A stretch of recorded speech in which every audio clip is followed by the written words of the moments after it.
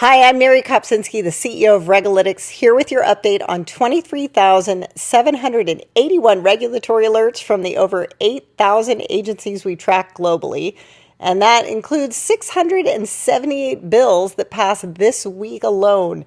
And for those of you counting, Idaho is at 286 passed bills, and South Dakota is now at 310. So I thought, oh man, I don't want to read a summary of all 678 passed bills. So you know what I did? I downloaded to Excel and I used the GPT plugin and I prompted it to give me the 1 to 2 word topic of every bill, and it appeared like magic in about 5 seconds. Think of the things you could do if you could very calmly download every regulatory alert on a topic like crypto and ask GPT, tell me if any of these have something negative to say about crypto ETFs. And then there you go. The thing is, you can't do that unless you have the foundational data to do it with.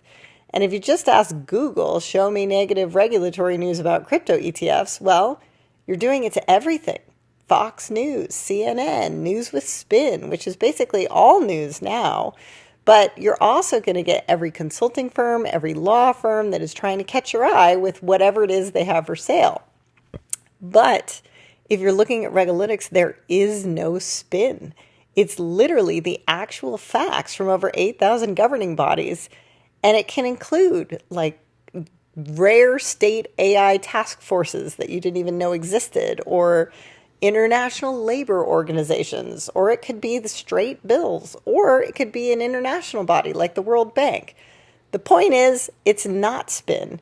And sure, some of the agencies have an angle of what they're trying to achieve, but it's telling you precisely what they are and what they're achieving and how. So come and get yourself a seat to RegAlytics. The election is coming. And I don't know about you, but I can hardly read the news right now because of the spin, but also because I happen to have one of the most reliable news sources at the tip of my fingers every day. The regulator of the week is the Mississippi Secretary of State Securities Division that has issued a cease and desist order against BlackRock for alleged securities fraud related to their ESG investment strategy, which leads right into our topic of the week, which is ESG, or for those of you just joining the conversation, environmental, social, and governance, which is a phrase coined originally by the United Nations in its Division on Responsible Investment. Back then, it was a pipe dream, but now, as you may have heard, the U.S. Securities and Exchange Commission has now passed climate-related disclosures for publicly traded companies.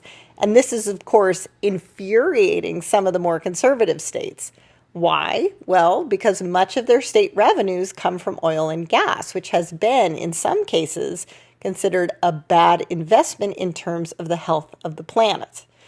And so, to combat this trend against investing in fossil fuels, some of the states have been passing laws for their various pension funds that their pension funds are not allowed to consider ESG in their investment decisions whatsoever. You may also be aware from the basic news that Larry Fink, the CEO of BlackRock, which is one of the world's largest investment managers, announced probably about a decade ago when he started talking about it, but more formally 5 years ago, that it made sense for BlackRock to align its investments with the health of the planet. Larry Fink has since gone on record that he now refuses to use the phrase ESG because it's officially a politically loaded term, and he's now become the poster child for the woke left and their forced ESG strategies.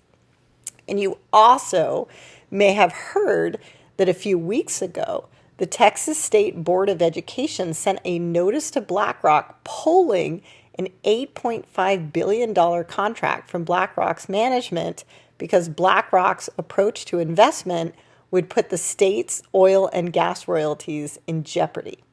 So, Mississippi is the next state to pick the fight. The cease and desist says that BlackRock has made and continues to make untrue statements of material fact that are misleading investors in Mississippi. And they are part of the investment services. And this is one of the most fascinating orders I've ever read. I would break it down further, but I'm out of time and I have to go pick up my kid from school. So if you want to read it, it is the best 32 pages you could possibly read to educate yourself on everything about the ESG debate today. Just write send in the comments and I'll get the link to you. And that is it this week for RegAlytics. We have the global supply chain of the world's regulatory alerts in one very easy to use place. If you need a solution for anything related to regulation, give us a call.